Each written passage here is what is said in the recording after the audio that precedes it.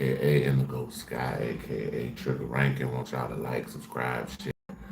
Definitely hit the notification bell if you like to support the channel. Cash App is in the description. If you like to follow me on any other platform, everything is at the top of the description of my YouTube channel. With that being said, let's get this show on the road, folks.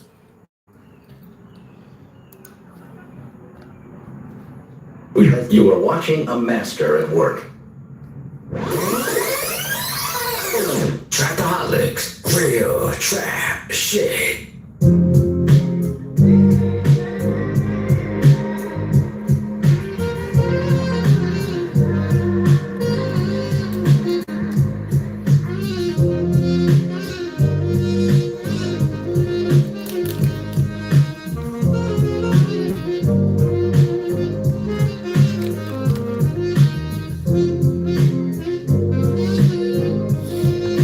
Oh, my bad, y'all.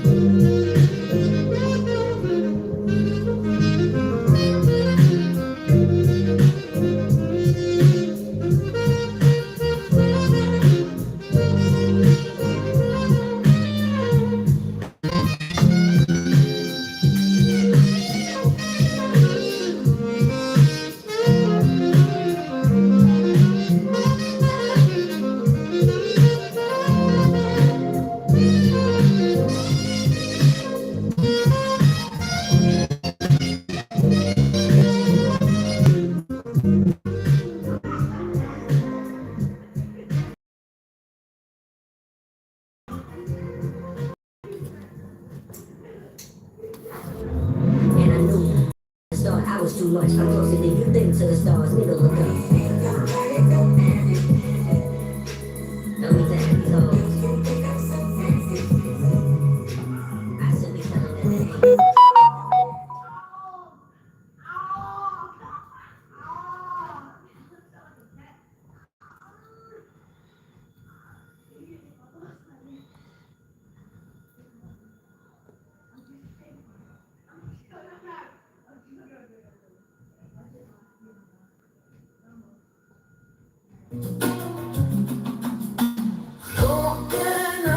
What up? What up?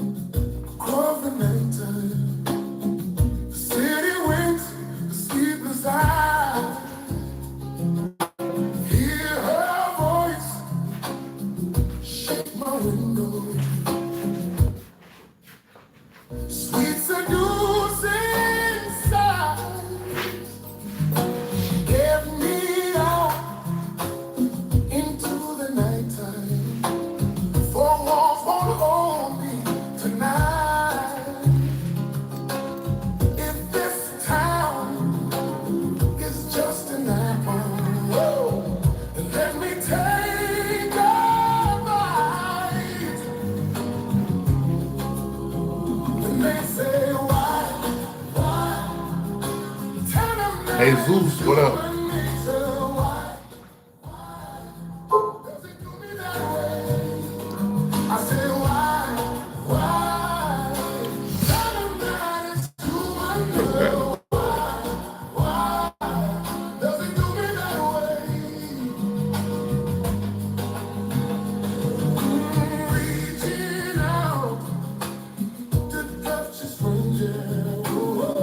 Electric eyes are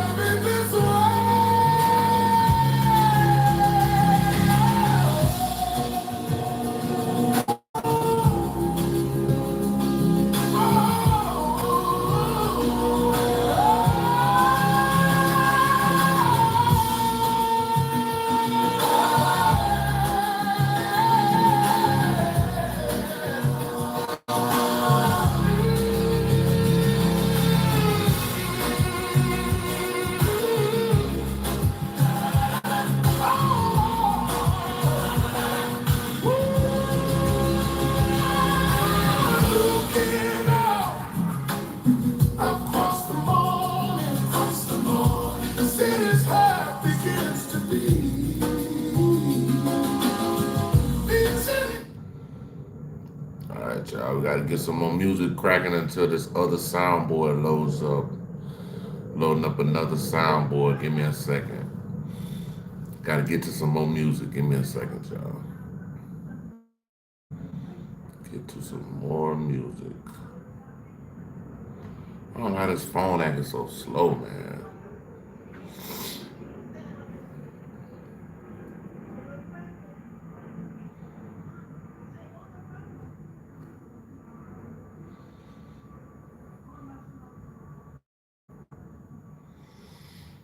Where y'all tapping in from, man? City, state, private. I don't know Let me know where y'all tapping in from. what it is, but a lot of it.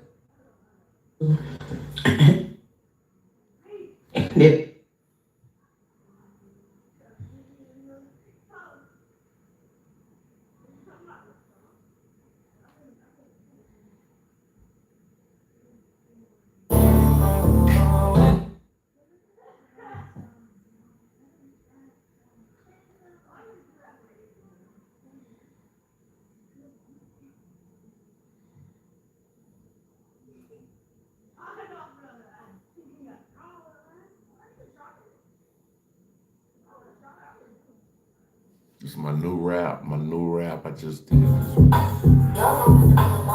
My elevation, plot situation, willing to run. Hold on, y'all. I want to hear the beat, though. I want to hear the beat.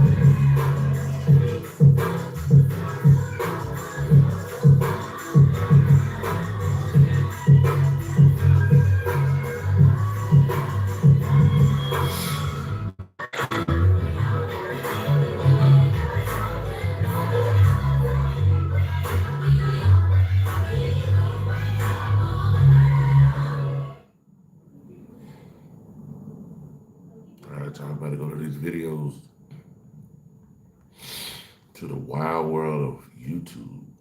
See what the hell going on.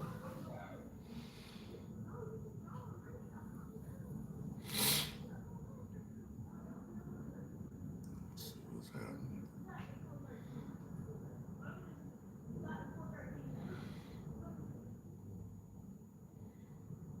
All right. They say we're about to check out Poetic Flacco. They said we're about to get very close to finding out who allegedly helped David unalive Celeste. So we're about to get to this video, y'all. I'm still waiting on the soundboard to load up, but it's loading up right now.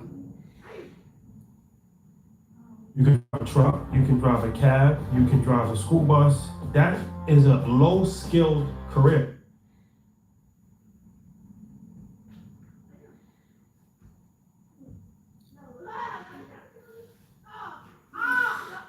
Oh my God. This sick piece of shit.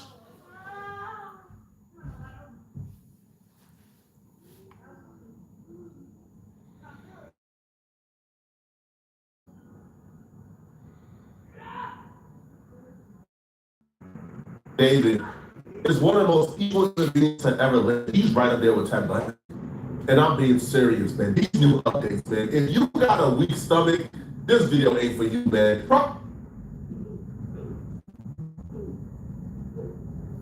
Man, come on, bro. You killing me, Smalls. Come on, bro. You're killing me. What the hell is going on? Prosecutors finally released transcripts or quotes from David and Celeste's final conversation before he murdered her. And what we know is bro was two-timing minors. Bro was Hugh Hefner of the playground. Damn. What's evident by the messages was Celeste, who's a really smart girl, was starting to lose respect for David. She was starting to realize who he really was and what she got herself into. Even when she says, all we do is have intercourse and just hang out, man, I want more than that.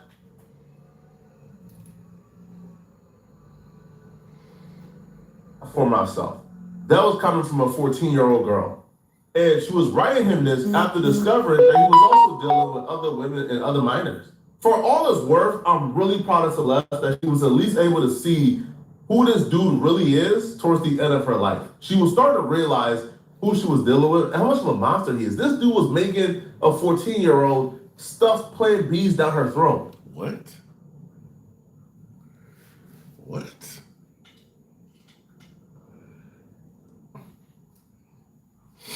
This is crazy. The messages confirmed that David and Celeste was at least having pregnancy scares, or at least the thought of pregnancy scares, which is why they was talking about Plan Bs and other things. Now, we've seen the Discord messages where David were right that him and Celeste was having a baby. So we all thought she was pregnant when she passed away, and that may have been a motive, but apparently she was not pregnant. But there were pregnancy scares at some point. Even after her death, this sicko still kept pictures that she sent him, explicit pictures, if you get my drift, in his phone. So even in her death, he was still victimizing her. Now, we know for a fact the prosecutors are in connection or in cooperation with other victims of David. One victim in particular have came forward in different forms in Reddit, and the mods have confirmed that she is in cooperation with the police. Victim 3 actually took to Reddit, and the mods were able to confirm that this is victim 3. Now, she wrote, "This is victim 3. For those saying that I did not go to the authorities, that's the first thing I did. Like, are you guys serious? Obviously, I went to the authorities. I'm involved in this.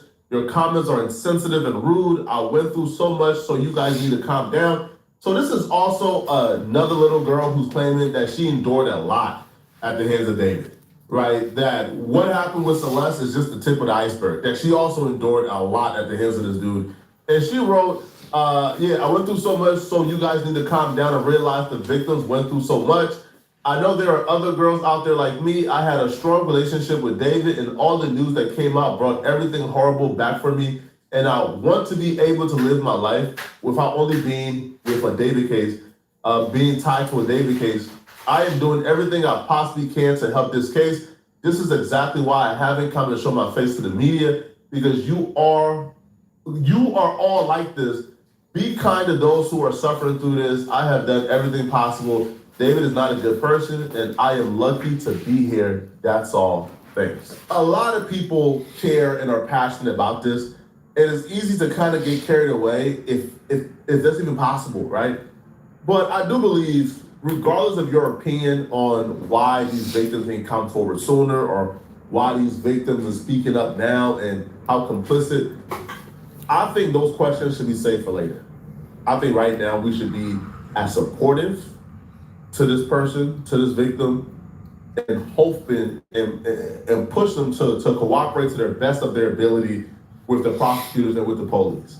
Because the last thing we need is David going to court and the prosecutors don't have any, like witnesses, like we scared off everybody, the prosecutors, and then David gets off. That's the last thing we need, bro. David getting off. But if the prosecutors can drag about 5 or 6 of these victims into court and have them testify, it's cooked, bro. It's rocks for David, man. Now, we got a clearer picture on exactly what took place the night that Celeste passed away. And everything was played out through the messages. Now, one thing is clear, though, this was premeditated, and David was going above and beyond to clean his tracks. Turns out the government tracks a lot of data, and it's scattered all over the place. We know they officially broke up November of 2024. David broke up with Celeste November of 2024. However, he continued to talk to her. He continued to victimize her and do inappropriate things with her, right? He continued to lead her on, making her think this was leading somewhere. And eventually she got sick and tired of it. Now, we found out in our last update that Celeste threatened David, but we didn't know to the extent that she threatened David. In the court documents, they write, the messages reveals the victim's jealousy over defendant's relationship with other women, as defendant led her to believe they had a future together. The brief reads, Revis, which is Celeste, became extremely upset and threatened to disclose damaging information about her relationship with David to end his career and destroy his life. So she said explicitly, I will end your career and I will destroy your life. I will tell everybody what you did to me. And apparently this was David's motivation. But this is what happened. So she sent him this. And apparently after she sent him this was something that took place almost very quickly.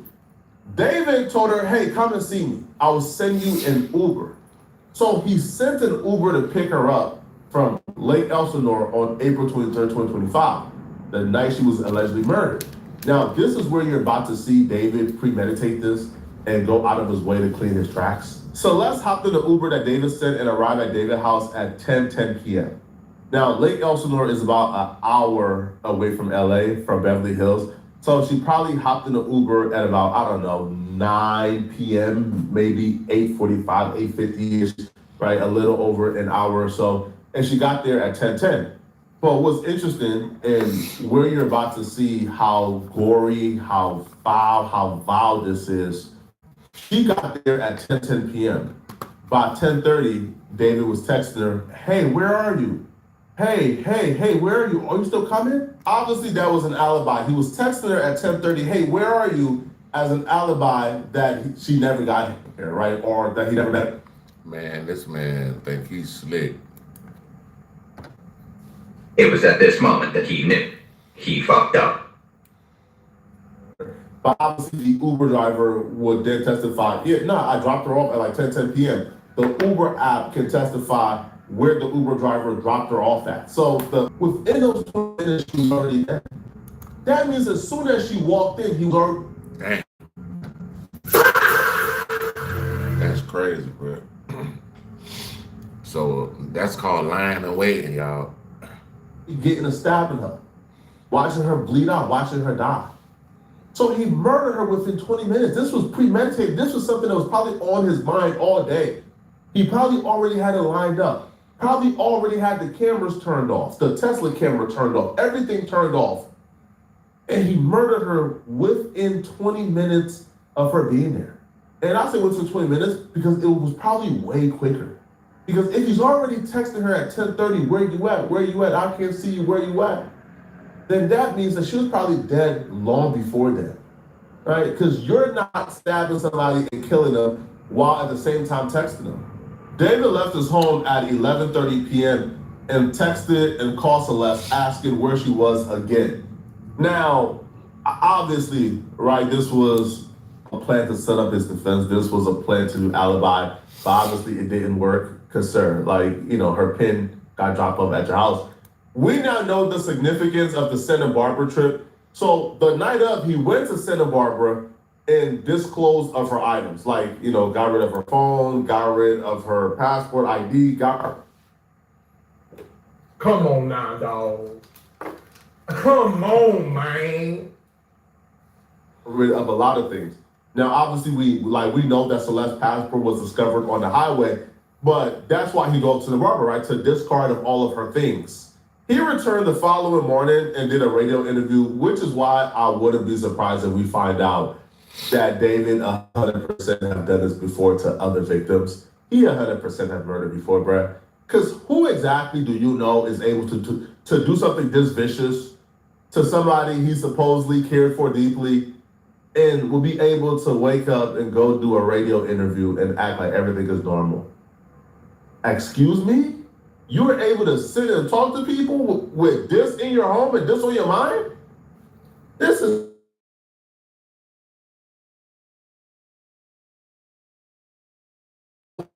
which delivered by Postmates on April 24th, 2025, and 2 chainsaws, a body bag, heavy-duty laundry bags, and a blue inflatable pool, which were delivered by Amazon in early May, the following claims. He bought the shovel after murder, and he bought it in early May. So she was murdered April 23rd. He bought the murdered body thinking, man, nah, I can't do that. And then early May, which now makes the prosecutors and their timeline make a little bit more sense, because he bought the stuff to dismember her body in early May. I still can't tell you, right? I still don't know exactly what, right? Like, I still don't know exactly like what he saw, to be honest. Because look, if we can zoom in, right? Bruh, I could maybe, right? Let's zoom in as much as we can. I'm gonna have to start this one over, y'all. I don't know, something wrong with this video. Let's zoom in as much as we can. I can maybe, I don't know. I don't really see what he's seeing. But the prosecutors in their hearing, they stated that David was the last one to drive the vehicle. David was the last one to drive the Tesla or to move the Tesla. But what we know is the Tesla had been parked for a while, right? The Tesla was parked for a while. So I don't know, man. Like, Steve Fisher and the police and the prosecutors are giving two different statements.